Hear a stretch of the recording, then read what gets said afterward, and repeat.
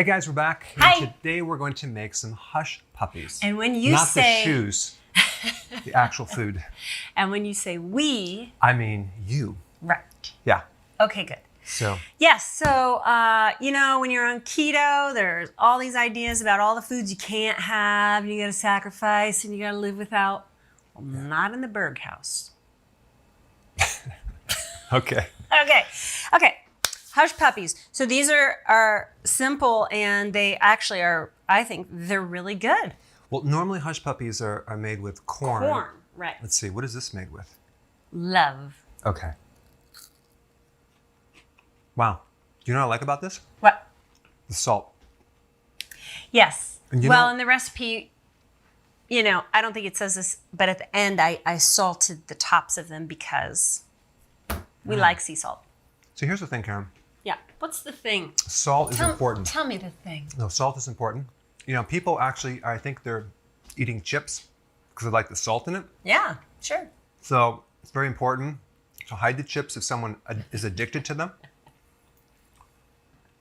Karen, a long time ago, last week, she would bring sometimes chips for the kids and stuff, and I said, hide those damn things because they're so good. But it's the salt. I needed salt. I could eat 3 chips and then put them in a cabinet, and then he would say, Karen, hide those chips, because that's how you talk. Well, hide those chips. In college, that I used to use the mega bag of Doritos in one sitting, the big, bulky bag in one sitting. So I have weaknesses. The funny thing is that I would hide the chips. I would hide them in the bathroom cabinet or something. And then the next day I would see him with the chips. It was like, what? You didn't hide them good enough. So we know. Well, he was digging through the house. This is why it's important, especially when you're on keto, to do at least 1 teaspoon a day of salt. Because if you don't, you're going to actually crave sea salt. Chips. Yeah.